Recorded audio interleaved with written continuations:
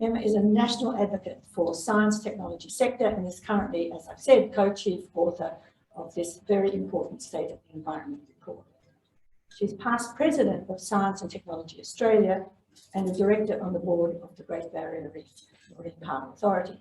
She consults with industry through the development and implementation of new biomonitoring and ecological engineering techniques, and her world-class research, outreach and advocacy initiatives have greatly advanced both science and public understanding of coastal ecosystems. Please, a very warm welcome, Professor Emma Thompson.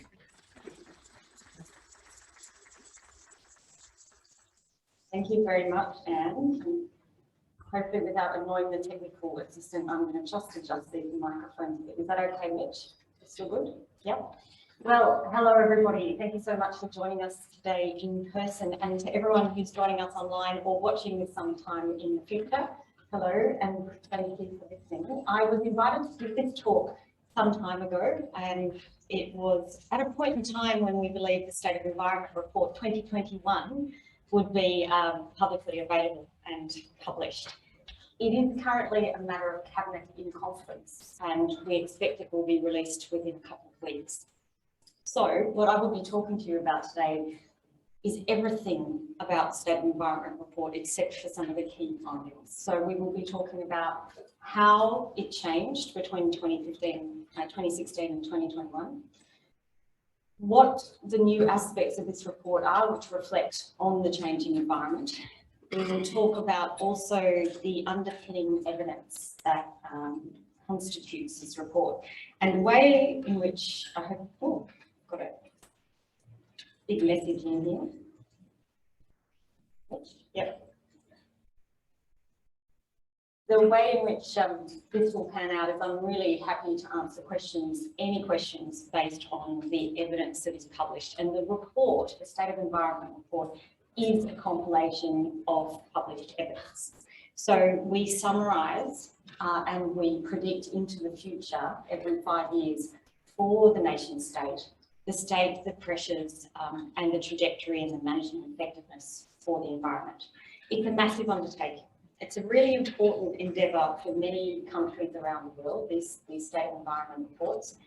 And in Australia, they've been going since 1986. They've been run as independent reports, so commissioned by the national government, but written by an independent set of experts, such as myself, co-chief author, and we have been working with 32 different experts on the different chapters over the last 2 years to produce this report. It's quite substantial.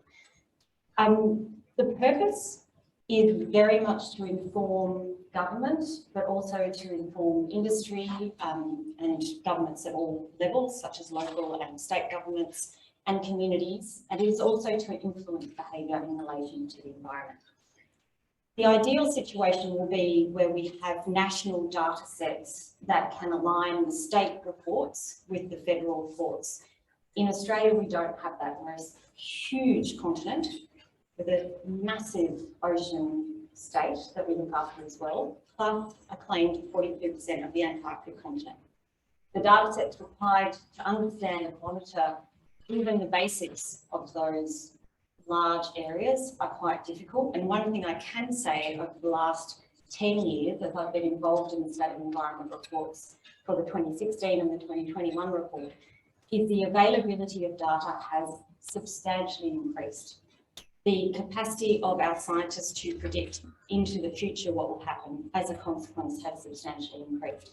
And one of the key messages we have to say about this report is that the investment in national critical research infrastructure, the NCRIS facilities, the investments in organisations such as the Bureau of Meteorology, Geosciences Australia, the Australian Institute of Marine Science, are all paying off in our capacity to understand our environment and link environmental impacts and trajectories to human wellbeing. So that is a real positive. So just a brief summary of SOE 2016. What were we saying at the time? First of all, there were some policies that were having positive effects. There were improvements in knowledge availability. We were of the understanding at the time that there was increasing management effectiveness in a series of areas. I'm not sure that all of them have passed out, so to speak. So Murray-Darling Basin was one of those areas where we had a lot of hope. Commercial fisheries were improving and they continue to improve. Shipping management, oil and gas exploration, again, great advances in technology, great advances in management effectiveness.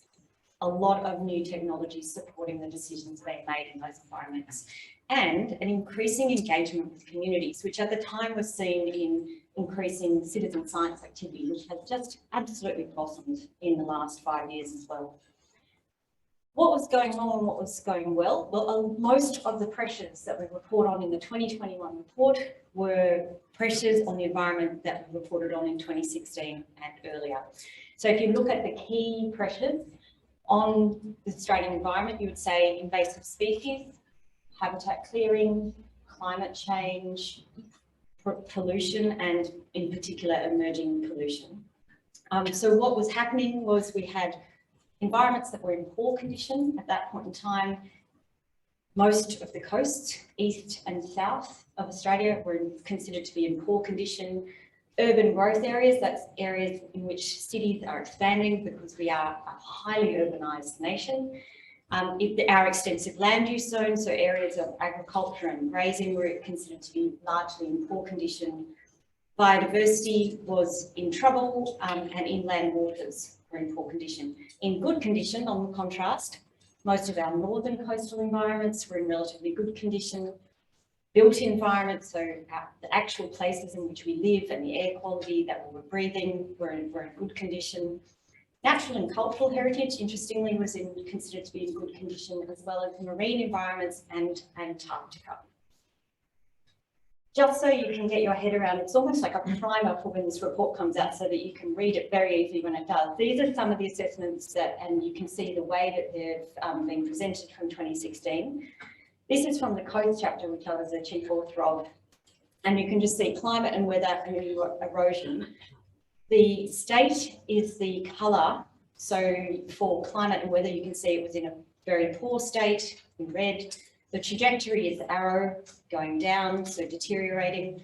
The other dots are in relation to confidence of our experts in making that assessment, and whether or not it was consistent with the previous report.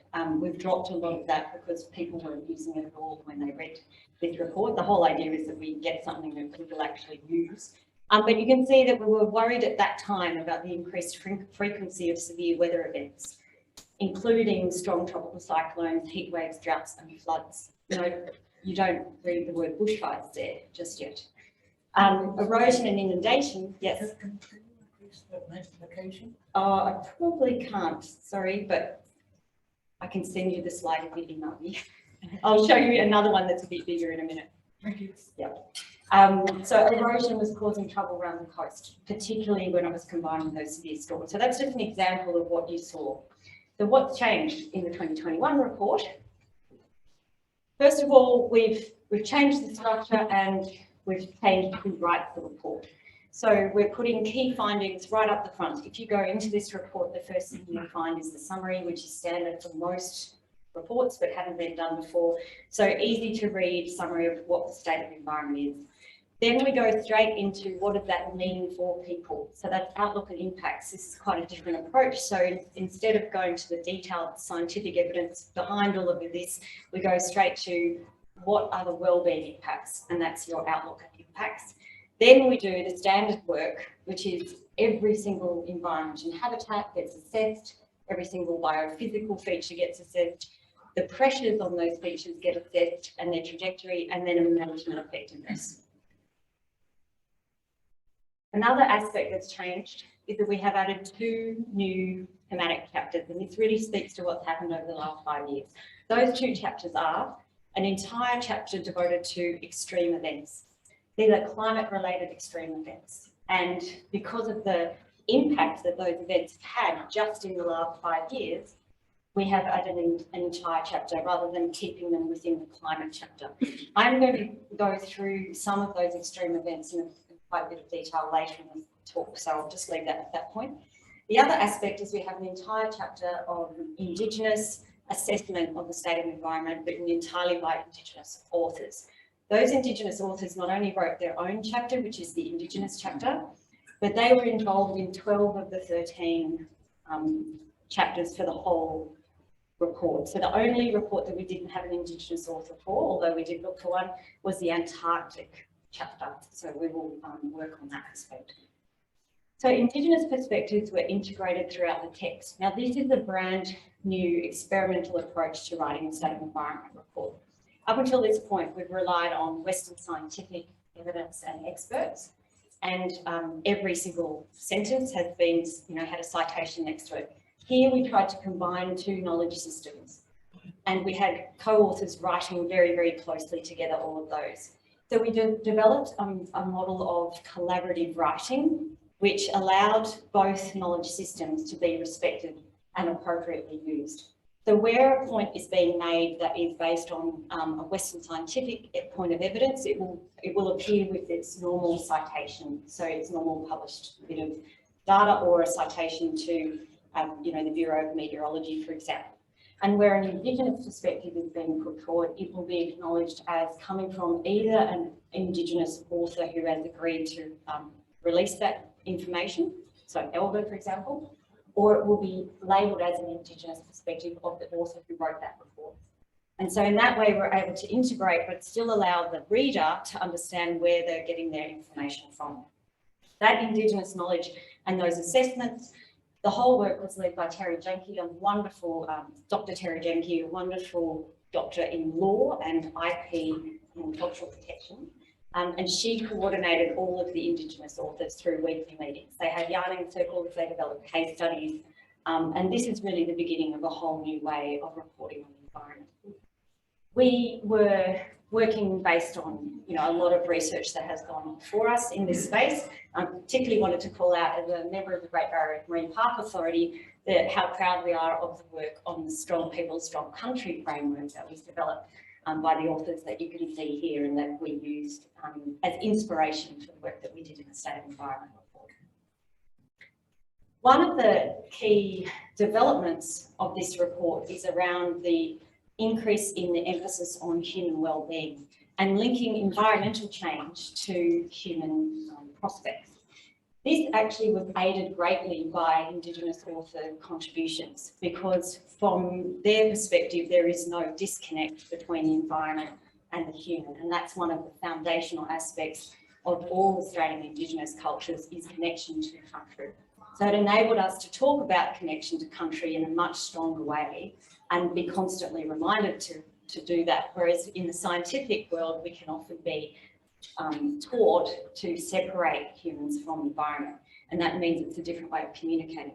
So we developed a wellbeing definition. We based this on the literature, and it's a very broad definition. Health, everyone will think about, living standards, yes, but there's also social cohesion, something that the world really needs more of.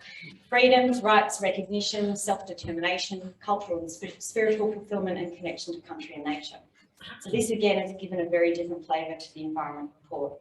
And new wellbeing assessments were developed. So you saw that green, red, yellow light. We worked with the authors, each chapter worked to develop assessments that were linking environmental state to human wellbeing. So for example, even in Antarctica, we now have an assessment, which is what is the impact of Antarctica's changing environment on global human society? And there are substantial impacts, as anyone who has worked on the melting of the ice sheets will know. So this is an example of some of the assessments that you see. Some of them are done formally, some of them are done by experts, and some of them are included as a narrative within the text. So I'd say we're at the beginning of this process, but it's a very interesting one. And in another way of trying to communicate, and particularly communicate this with industry partners, we tried to align our assessments with the Sustainable Development Goals, because a lot of businesses are aligning their strategies with SDGs around the world, and in fact starting to report on those. We struggled to do this because only 54, we had only alignment with 54 of their 169 targets. And what we found with our SOE assessments, most of them were at the indicator stage, where it's an indicator that will predict something that will happen. So for example, pollution is increasing. So you measure that, that's your indicator. most of the SDG indicators are actually down at the response end. They're at the human impacts end. So more people die, and that's your indicator. And I think what this has shown us, and this is work that will be ongoing in my research team, is that the state of environment reports around the globe are actually a wealth of potential indicators that could be adopted into the SDGs and provide a much greater resource for companies and for governments to actually assess how they're going. Because at the moment, the SDGs are weighted too far down the end when all the trouble's already happened. And what we need is leading indicators that are able to tell a country, okay, we need to do something in this space. We've got a potential problem coming down the track. And so that's work that will come out of this. What you'll find in the, and this is straight from the report, only I've put a different kind of label over the top, but we're using the same type of assessments and we use the same kind of trajectory arrow and the same colour coding, but we also give a summary of why the situation is such. And right at the bottom, which you won't be able to read because it's in tiny font, you'll see which SDG that it aligns with. So anyone can come along and say, okay, if I'm measuring this assessment or I have any information against this assessment, I know exactly which SDG we currently align with. So that's how it's going to look. Since 2016, based on the published literature, it would come as no surprise to anybody in this room, I would hope, that we have seen a rise in the impact and frequency, intensity, unpredictability of extreme events and of climate impacts more generally. I'm going to talk to that in a minute. We've also seen a general deterioration of the state of environment, which is not unconnected to the rise of the climate impacts. So we already were in a very difficult situation due to historical approaches to managing land and sea that had caused impacts that were ongoing. So, for example, we already had more than 1,800 species listed as threatened, species or communities, ecological communities listed as threatened. And primarily those were threatened by more than one potential pressure. This is back in the 2016 report. So on average, every species that is listed as threatened is threatened by at least 4 different types of pressure. So land pressure, land clearing, for example, plus pollution, plus drought, etc. So if you can imagine that, we're already in a very difficult state for the state of environment. We've already lost 100 species in Australia. We have the highest extinction rate of mammals of any continent.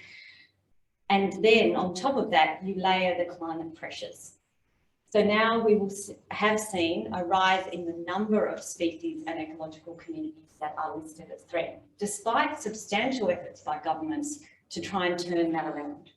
So huge investments in species delisting by trying to actually restore species, protect habitat, reintroduce threatened species into areas that have been where the invasive species have been removed. We, over this period, have managed to turn around the trajectory of 8 species. We have more than 1,800 that are listed, and that number has grown by approximately 10% in the last 5 years. We have seen continued land clearing, and I won't give any details, but you will have seen the New South Wales report, State of Environment report released last week, which indicated that there had been a tripling in the rate of land clearing over the last 3 years in this state alone. So that's one of the key causes of habitat loss and obviously of species being threatened.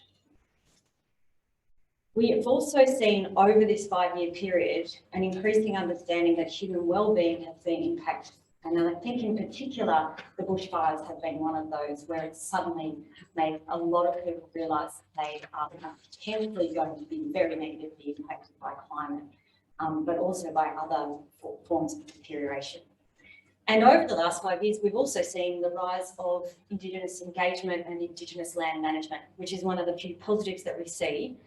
Increasing area of land across Australia is under Indigenous protection. There are an increased number of Indigenous rangers involved in on-country management, and we're also seeing the beginning of collaborations between environmental managers and Indigenous land managers, land and sea managers. Again, turning to the Great Barrier Reef, where I work as a board member for Rebuttal, you will know that over the last 5 years, we've increased the number of traditional use of marine area agreements. These are agreements between the board and between traditional custodians of land and sea country to collaborate to manage those environments, which is a really constructive thing, and the government has put an increasing amount of resources into supporting those agreements and making them happen for more of the reef. So, on to some of the details. The extreme events chapter. I think this is probably the one that people are going to be most interested in. It certainly has had the most media, and it's probably impacted the most people across Australia in the last 5 years. We are talking cyclone storms, marine and land heat waves, bushfires and floods, of course. The overall situation is actually quite complicated to summarise in any short form, because when we talk about extreme events, first of all, they're very, very rare, so they're very difficult to predict. We don't have long time series to try and understand either their behaviour or their frequency. Secondly, they're changing very, very quickly. So the variability, the intensity, where they happen, the frequency, how they co-occur are all changing simultaneously. And researchers around Australia and around the globe are frantically trying to catch up to, for example, Jason Sharples in Canberra is trying really very, very hard to predict the mega fires that happen, and he's working with Canadian colleagues to try and get atmospheric models that will allow them to predict when these fires will combine to create the big firestorms, where they create their own actual electric storm, which then seeds more fires. These are relatively new phenomena that we really don't understand yet, and it takes incredible computing capacity to actually be able to do these predictions. Similarly, most of the largest effects of extreme events are happening when they co-occur or they occur one after the other. And that, of course, makes sense, but it also means that there's a level of complexity of the prediction that is beyond a lot of us right now. We know that from these extreme events, Indigenous people are differentially impacted, especially those living on country. And so this is a really important area for us to work on and to work with Indigenous communities in allowing them to evolve their land management and sea country management practices to adapt to these new species locations, but also these new weather events. Management is going to require long-term planning and immediate action. Immediate action, obviously, to reduce carbon emissions, but immediate action also to invest in the resources that we need for disturbance response. So, for example, the helicopters that you need, the planes that you need for immediate urgent emergency response. So just to sum up things that I hope everyone's quite aware of already, we have been turning up the heat globally. This is the 2021 heat anomalies you can see across the globe happening on land and sea. Just to make it a bit more real for everybody in the room, this is the New South Wales, and this is 9th of February, your IMOS sea surface data. It's publicly available if anyone wants to check out the sea surface temperature.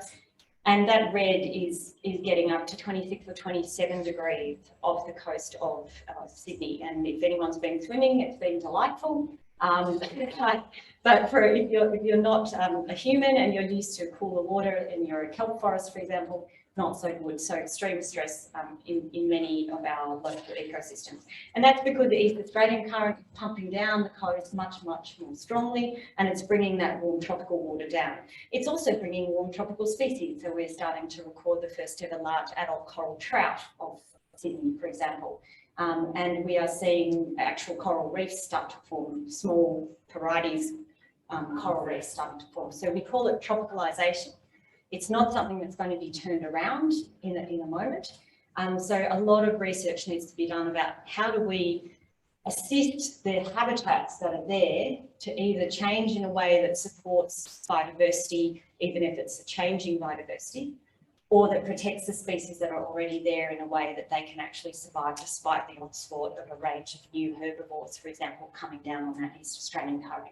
It's a fascinating area. It's not an area that I thought I'd ever be working in when I started off as an ecologist 25 years ago, but restoration and assisting migration are all on the table at this point in time. In terms of extreme events, this is the frequency of extreme hot days, and you can see that that's been increasing there, but you will also know that marine heat waves have been increasing as well. So 9 of the 10 hottest marine heat waves have all occurred in the last decade.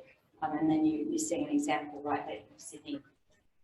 So what are the consequences? Just to talk to a couple, obviously I'm a marine scientist, so these are some of the ones that I've been particularly interested in. Massive areas of mangrove forest lost in the Northern Territory due to an extreme heat and drought event combined with salt, intense salt water coming up.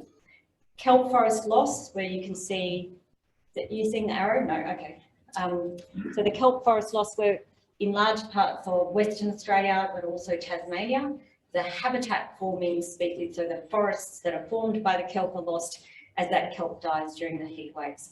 We sometimes see phase shifts so that that kelp never comes back. And obviously the well-known reef bleaching. So let's talk a little bit about the reef bleaching. In the last 5 years, so the duration of this State of Environment report, we've had 3 mass bleachings on the coral reef and the Great Barrier Reef. 6 events in the last 23 years.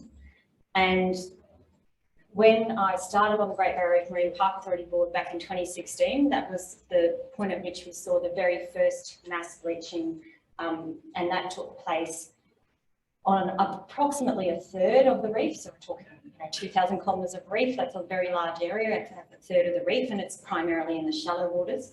And it was a great shock to everybody, the extent of that reef bleaching. To have that followed immediately the following year by a second mass bleaching event in the northern third of the reef put everybody into a serious depression. Because to have a reef bleach once every 15 years is actually a situation in which you could get relatively good recovery.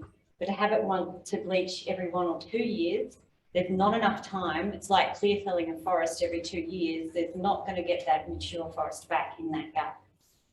What else have we seen is that the species distribution changes. Some corals are really sturdy and they don't bleach in the face of extreme situations.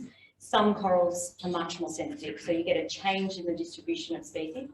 Similarly, some corals grow back. So we're going to see a change to the weedier type corals, the corals that are much better at colonising and growing really fast. So a change in the shape and nature of the coral reef.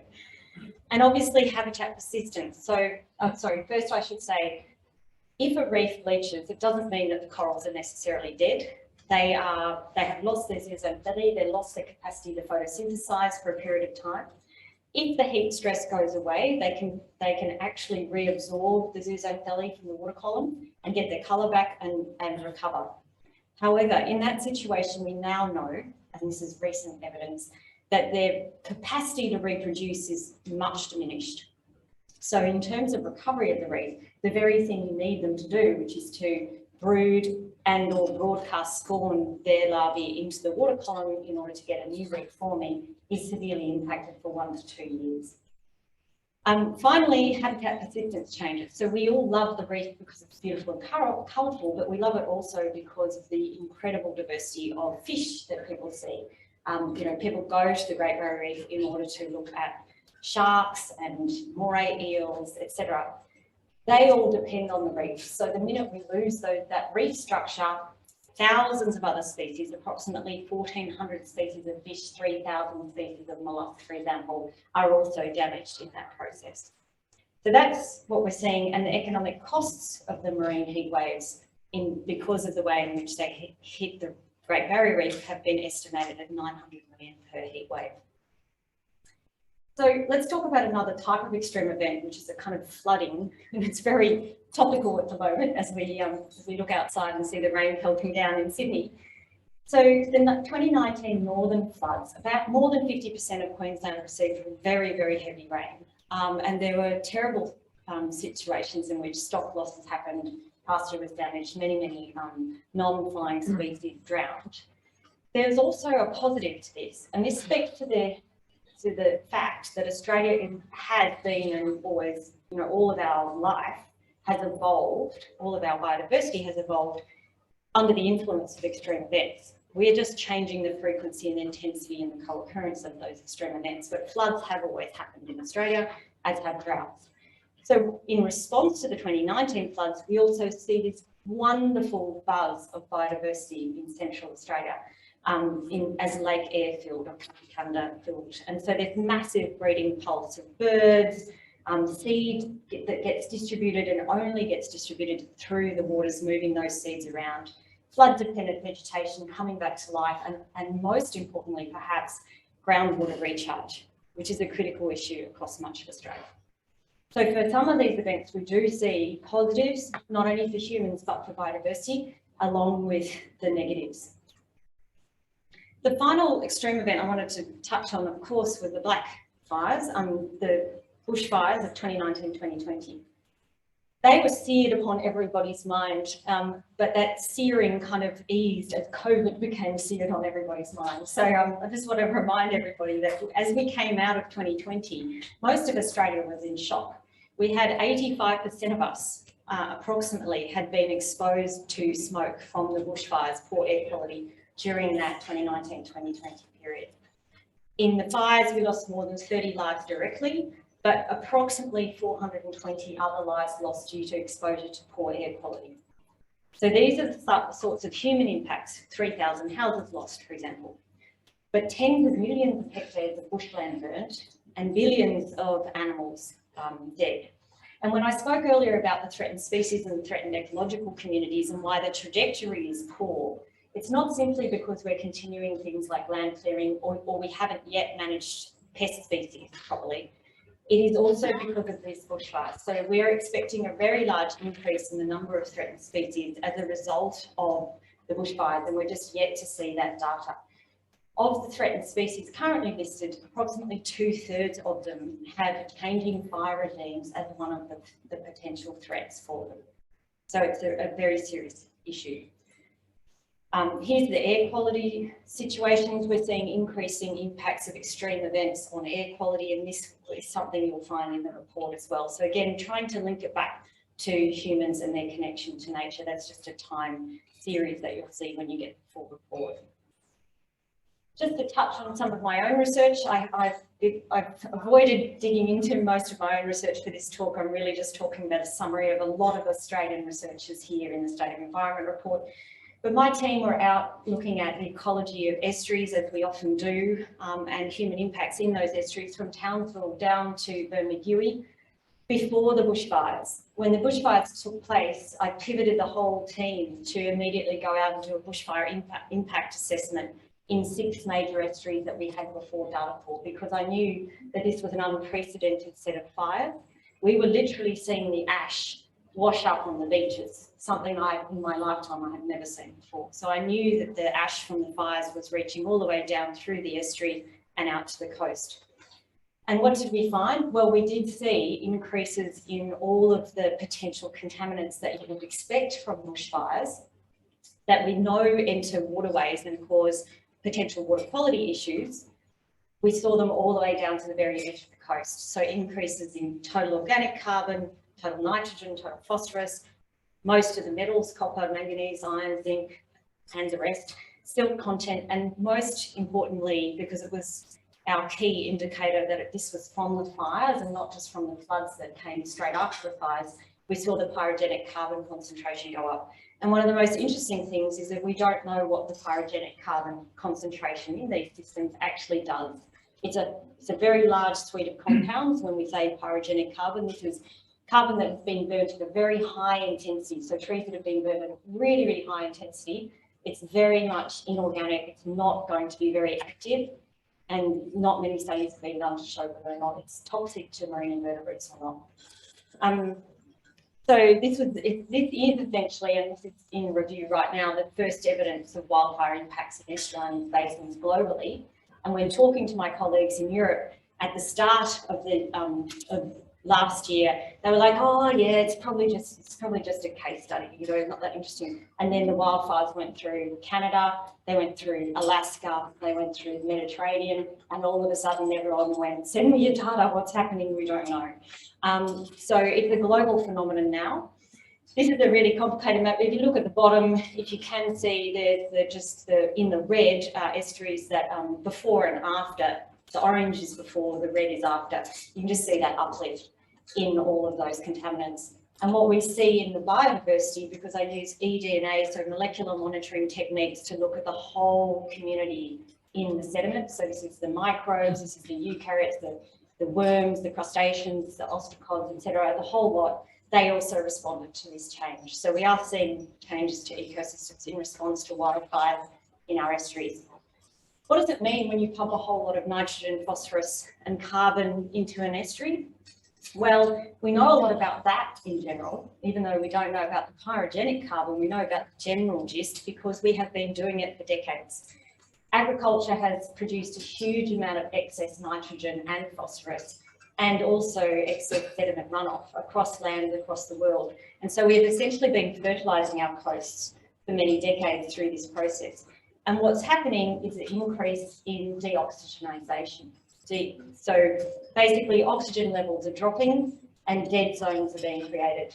And this can be happening right at the coast or where it might be obvious as a really clear algal bloom. So that's a eutrophic event, or it can happen deeper in the ocean depending on ocean circulation, where you might get a dead zone happening at 200 or 300 metres. And that would only really be detected as a massive fish kill that would potentially impact a commercial fishery. But these are increasing in frequency, and this is just a new way in which we are increasing the rate at which we deliver terrestrial inputs into coastal marine ecosystems. So what are the real take-home messages for management of these extreme events or our response to these extreme events?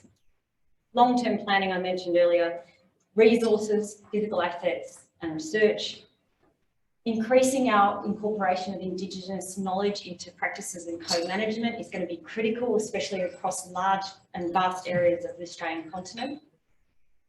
Absolutely critical is coordination between local, state and federal governments in the response and in the preparation for these events. And you'll see a lot of that being documented and recommended in the National Bushfire Response report. Just as important is going to be building social and ecological resilience and restoration capacity. So not only the ability to restore ecosystems when they have been burnt or flooded or drought has impacted them, but also to build resilience in the communities that are living in and on those lands.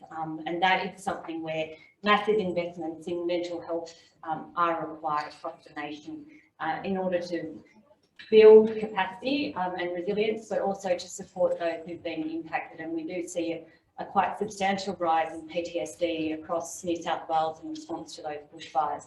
Many psychologists that are attempting to treat that as we speak and running trials on how to do that.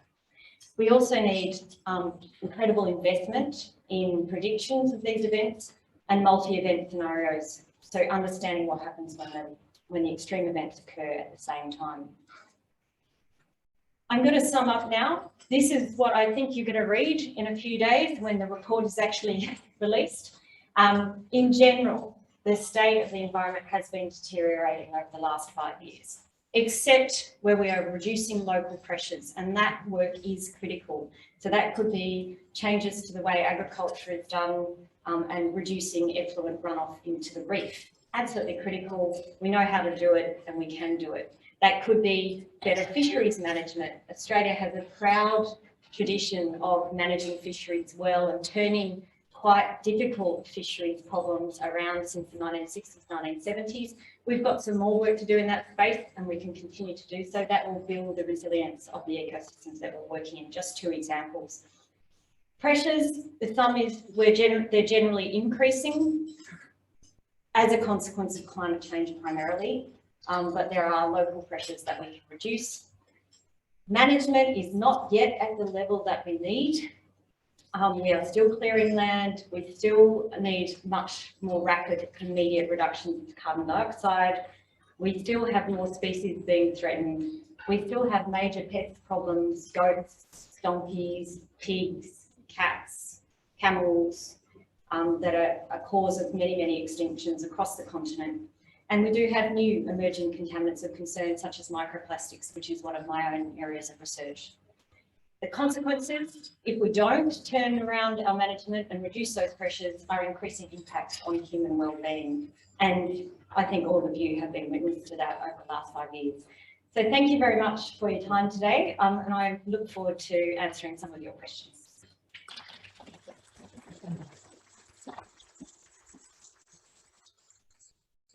How did I go for time? Perfect. Oh, great. So if you stay here, I'll manage this. Peter, will you do the questions in the room and I'll take the mic around and we've got a snaffle with mine. Questions? Oh, sorry. Okay. So the question is, how does politics get in the way of science, and why do we let it? I think. So, for starters, I often think it's economics that gets in the way of science and good management rather than politics per se. Because if you look at what causes the inertia in changing management approaches, in restructuring agriculture and fisheries, for example, it's economics and economic interests that have actually caused most of the trouble. Now, we do see certain politicians taking advantage of that and actually playing politics and trying to influence people who may be marginalised otherwise or may not have access to good information. But fundamentally, if we had a useful and innovative way of costing environment and understanding the impacts of environment on human well-being, we could not afford to do what we've done.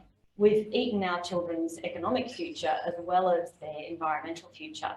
And so for me, if we can get good environmental accounts, if we can get good national standards that everyone agrees on, if we can have a GDP measure that's reported, which is actually an environmental welfare measure, then we can start to have a really sensible discussion in every House of Parliament as to how we make decisions and prioritise decisions that benefit everybody's welfare, not the welfare of certain economic sectors. Does that answer your question? It must frustrate you though.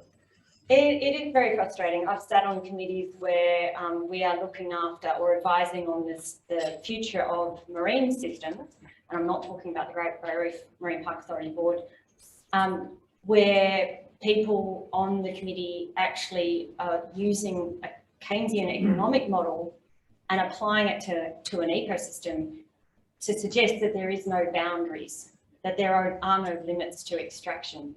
And they really believe that's the case. And I would be sitting there going, look, this system is finite. We have some renewable aspects, we have some phytoplankton, etc. But once a species is gone, it's gone. You cannot get that back. That's billions of years of evolution. So it is frustrating. I do practice science communication as best I can. And I think one of the keys and one of the things that makes me very optimistic is that scientists and technologists and engineers and mathematicians of my generation, and particularly younger, are very committed to communicating their science and also to making a difference in the world with their science. So I was probably brought up in a model, in a paradigm where, as a scientist, I was taught to be objective and separate myself entirely from anything that might influence my science. I still take that with me very strongly as a methodology for getting good and accurate representations of the world, but I don't apply that to what I do with my science.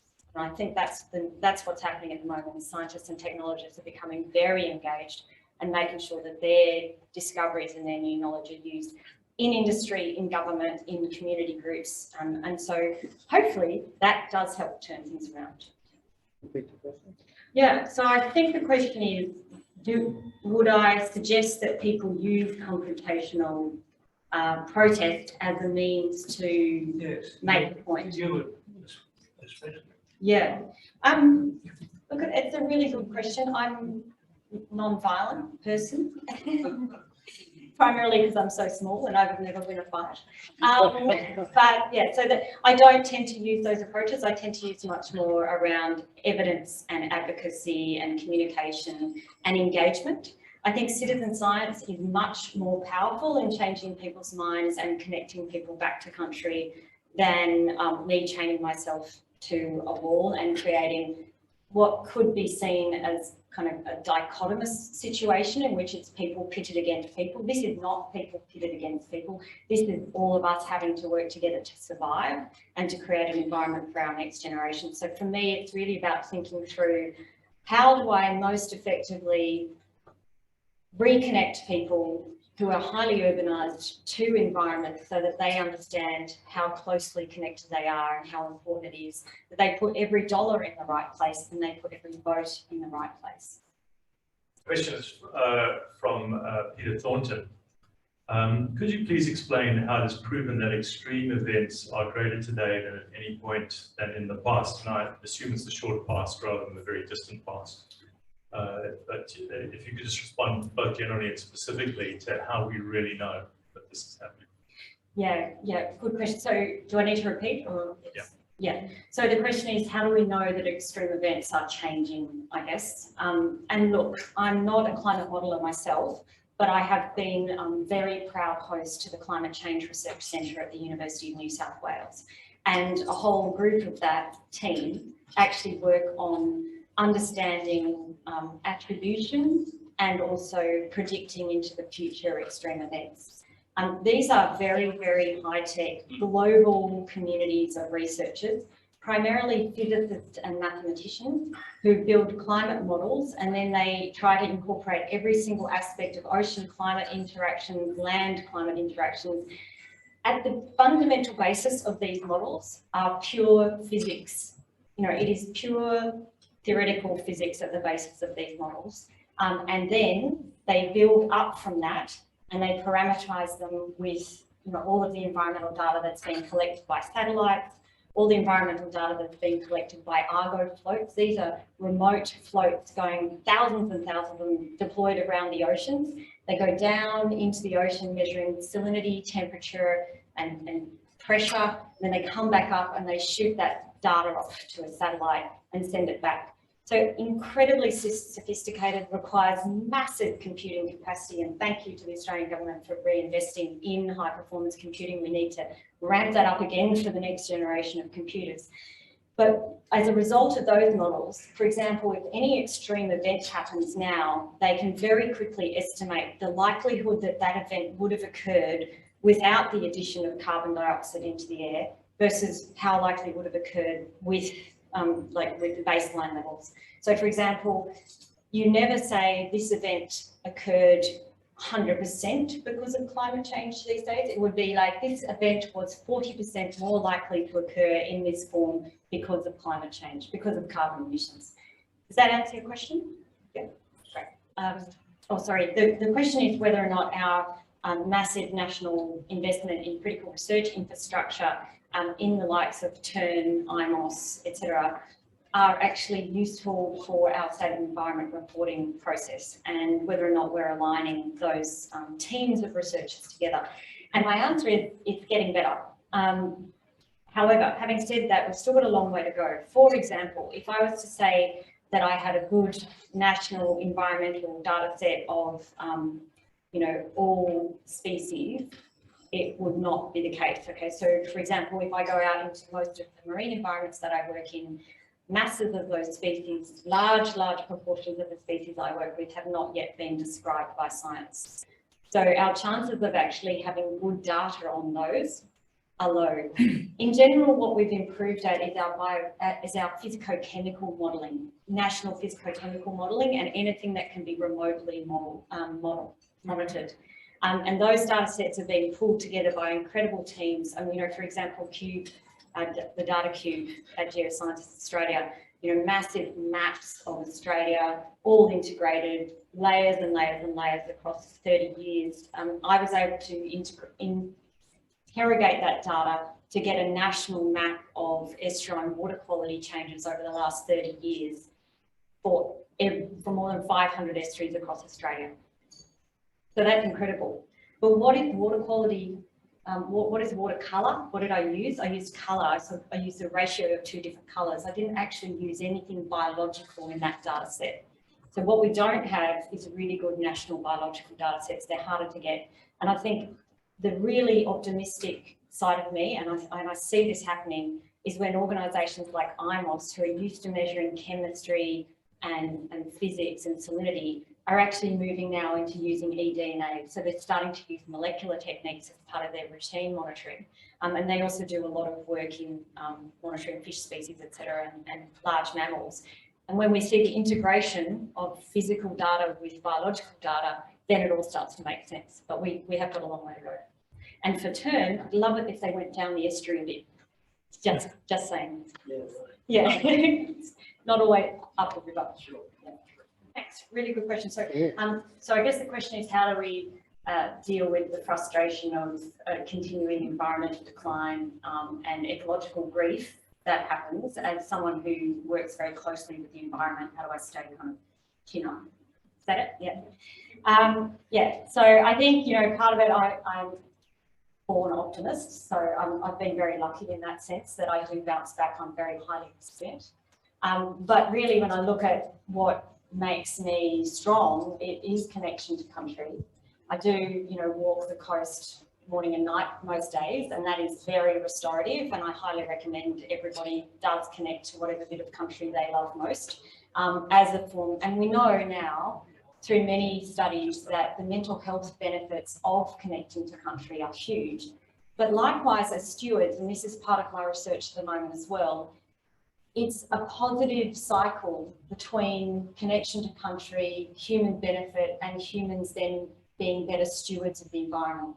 And so I think if everybody takes a moment to reconnect with their piece of country or ocean, we actually will turn ourselves into better stewards of the environment, and then you get this really positive, sustainable cycle.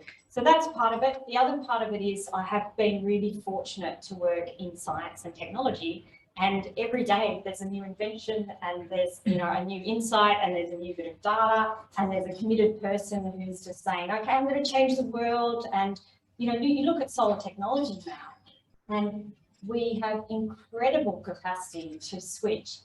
What we haven't quite managed, and what we need to do in the next 7 years in particular, is take advantage of the technologies that have already been developed to rapidly reduce emissions in ways that, and again, I get back to that economic inertia, we have to see beyond the immediate economic costs towards the 30-year costs, the 50-year costs of not making those rapid transitions. So electrification, and we're seeing great moves from state governments across Australia. Electrification is going to be absolutely brilliant in the vehicle industry. We see energy transitions happening and large batteries being built, bigger than we've ever seen before. So there's lots of room for optimism there. I also see people engaging in citizen science, and I think that's really turning that around. And for me, breaking down the barriers between people and science, a technique that enables them to understand their world and cause and effect, is very, very empowering. I could go on for ages, but don't give up. Yeah. Good question. We have a question from the internet.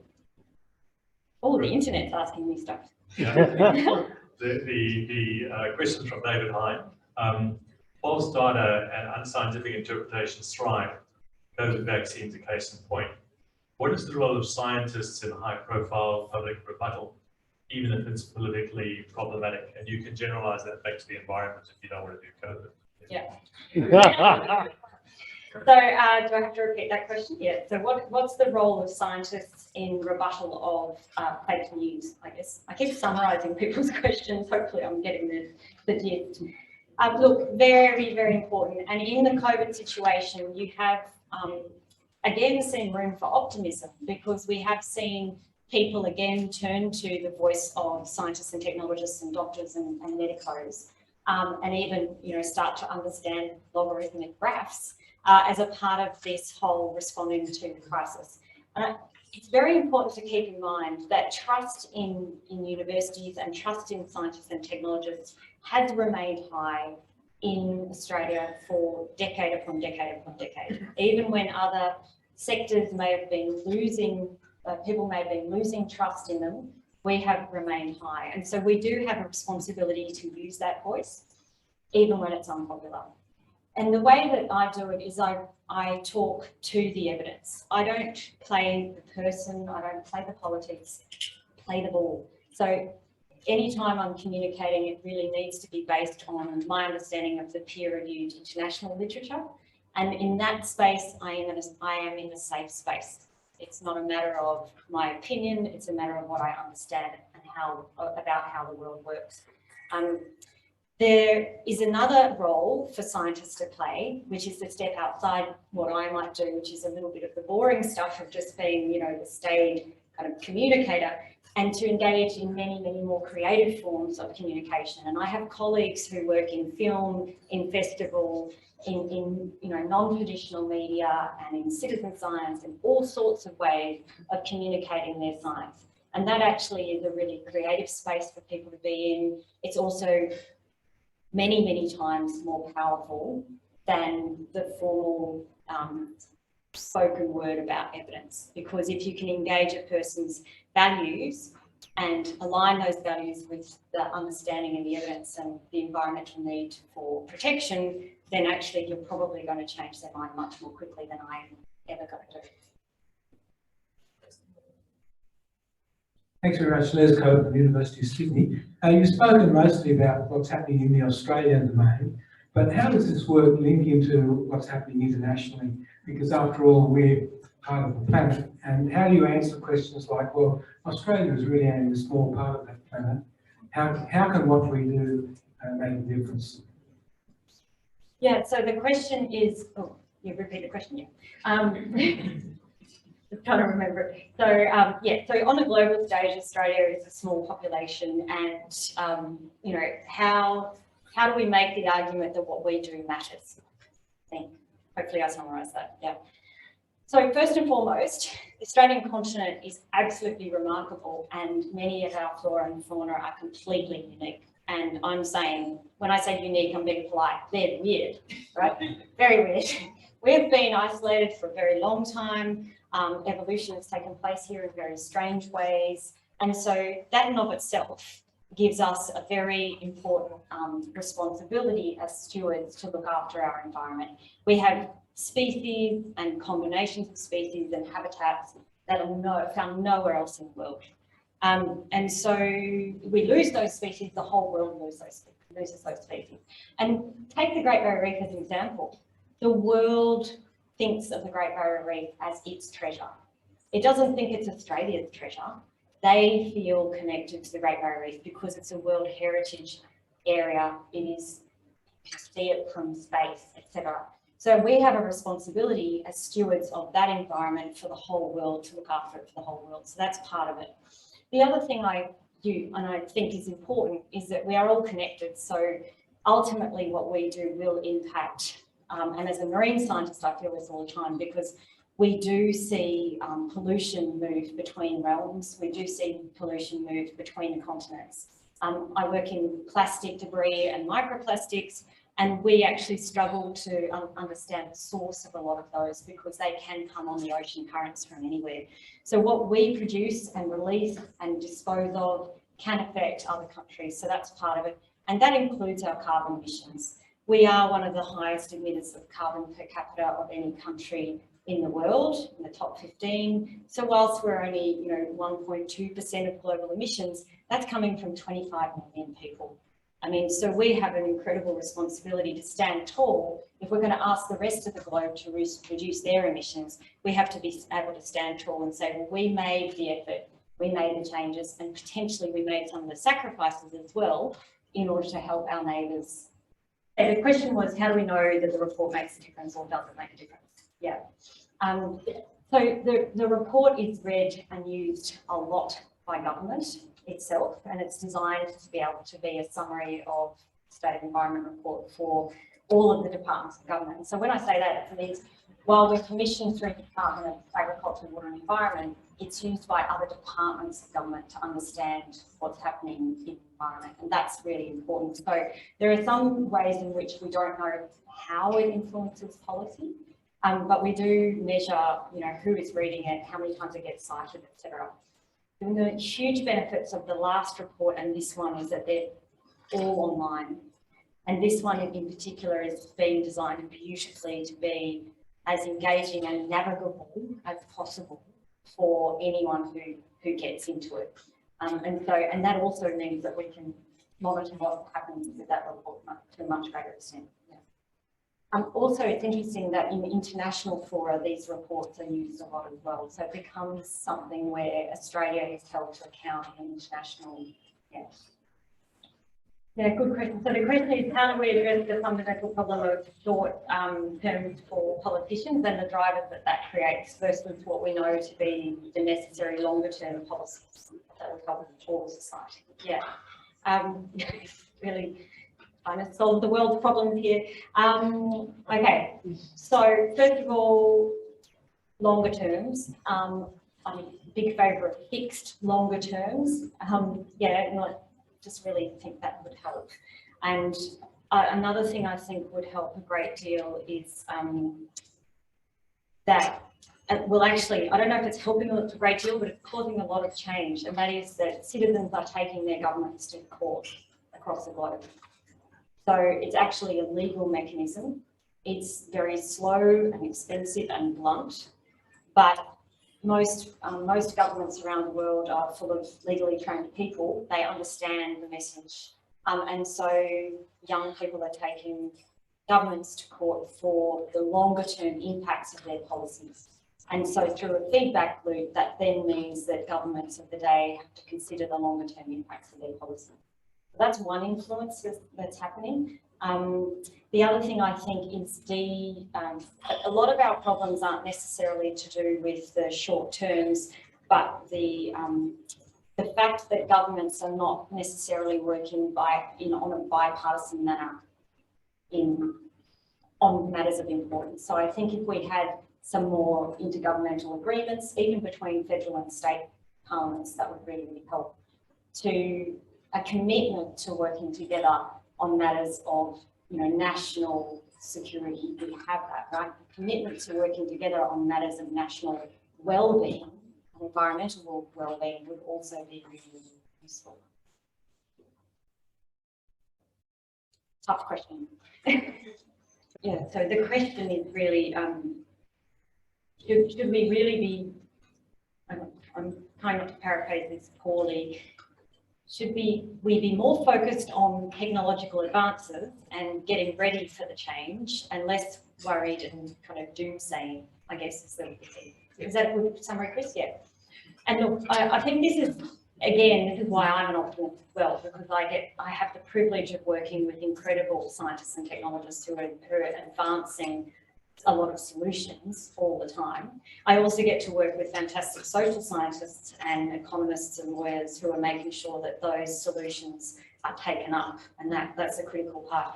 But that's the bit that we've just run out of time on, unfortunately. So had we been really focused on this in the 1990s when climate change was first being discussed at great length in government, we would be in a much better situation to be just focused on getting it done and less drama, and there would be less impact because we would have had less carbon emissions. What we did was we burnt 30 years on arguing about whether or not it was happening and, that sort of thing, and we didn't invest enough in new technologies and the development. And so whilst we do have some of the technologies we need to get to net zero carbon emissions by 2050, if you look at our own government commitments, we do not have all of the technologies that we need. So what we need to do now is buy time. And the way we buy time is we rapidly adopt all the technologies we do have and we reduce carbon emissions as quickly as we can now. That buys us time, our scientists, our technologists and our engineers time to develop the technologies we will need to get to true net zero by 2050 and to then start pumping carbon back into the ground post 2050, which is what most of the modelling says we will need to be able to do. And when I say post pump carbon back into the ground, I'm just generally saying net negative emissions technology. So that could be planting a tree, not necessarily actually just pumping carbon literally into a hole. So I think the point is there's an element to which arm waving at the moment is absolutely legitimate because we ran out of time and we need everyone to take this very, very seriously and realise the urgency. But it's not an arm waving that says give up or, just dig a hole and stick your head in it. It's an arm waving that says let's all move faster and let's all agree to move together in the same direction. So I think the key to that question is there a mechanism for more agile research and development funding that is in the high-risk space? Would that be a good summary? Yeah. The visionary ones. The visionary high risk, yeah. And look, I agree with you. Our funding mechanisms are relatively slow and they take a huge amount of investment from individuals in order to achieve that funding outcome. I would say, on the other hand, ARENA has been incredibly successful at backing for many, many years development of technologies in renewable energy space. What we are seeing the rise of, which is very interesting, are kind of mad idea funds, and they are being administered by a range of philanthropic organisations and venture capitalists. And we're also seeing them coming from certain government agencies. So we are seeing government agencies put out calls for solutions-based research in the kind of, just dream big space. And so that's exciting. That is a kind of novel mechanism for funding research. However, we do need to keep in mind that some of these research ideas, well, all of them need to be developed and worked on with a risk-based approach, because a lot of them could do more damage than good. So whilst we might put initial funding, seed funding into the idea, so for example, we have people working on hybridization of corals in the Great Barrier Reef, so that if we could come up with a coral that is more heat resistant.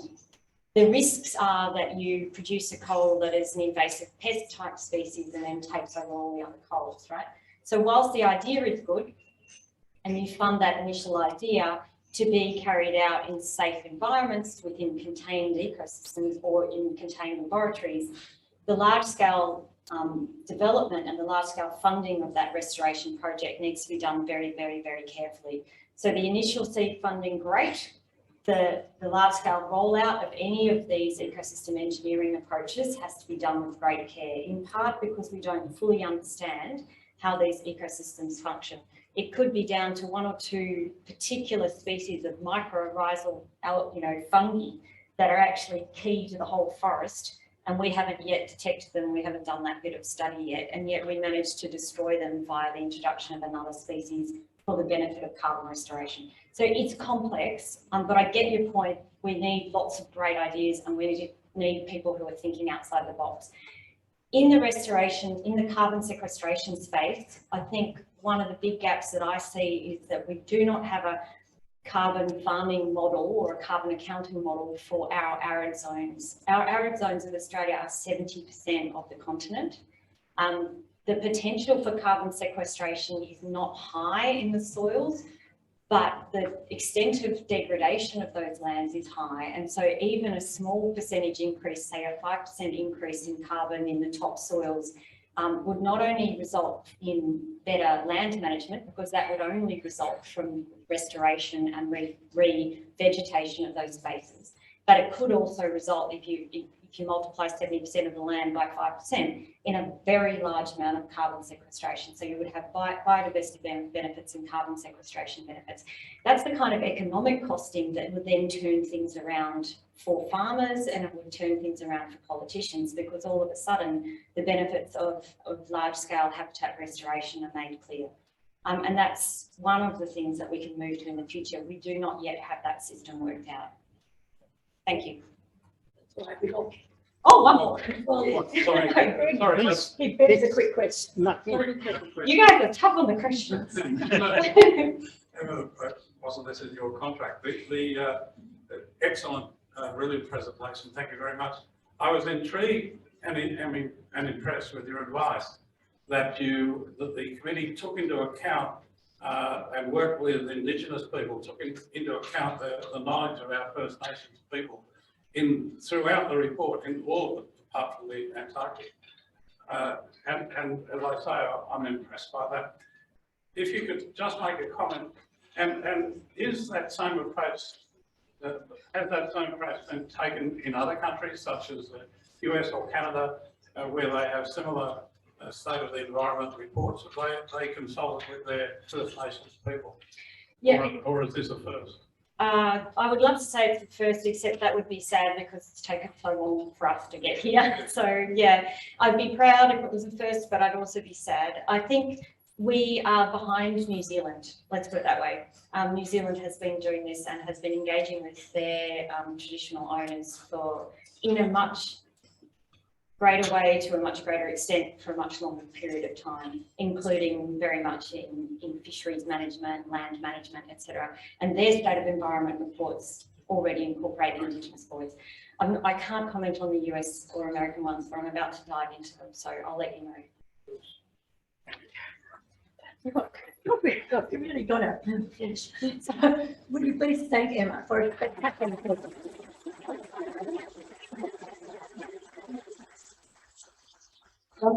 I'd like to ask Peter Tyree to give a vote of thanks. Well, I cannot undertake my normal promise to finish before 2 o'clock because it's about 2 o'clock now. So I seek a little bit of your indulgence. On this last comment there, I just like you all to look around this room in one of these lovely clubs of Sydney and look at the Indigenous collection. We've got a particular member who is a great benefactor to the club that makes this artwork, and it was lovely to hear your comment, Emma, during your talk about that inclusiveness.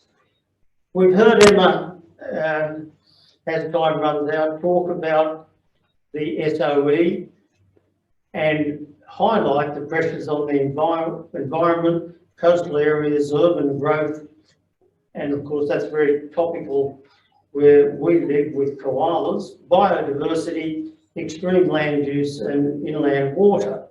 I was disappointed, Emma, and I'm being a little bit provocative because of something that she and I spoke of before our lunch today, that electricity and nuclear was not included into the mix of how we can find alternative and better clean energy sources.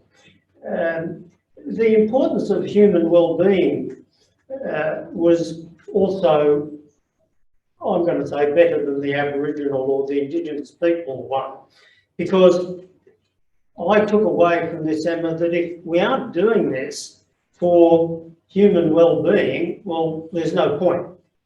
And I think that for decades and centuries, the human inhabitants of this globe haven't done that.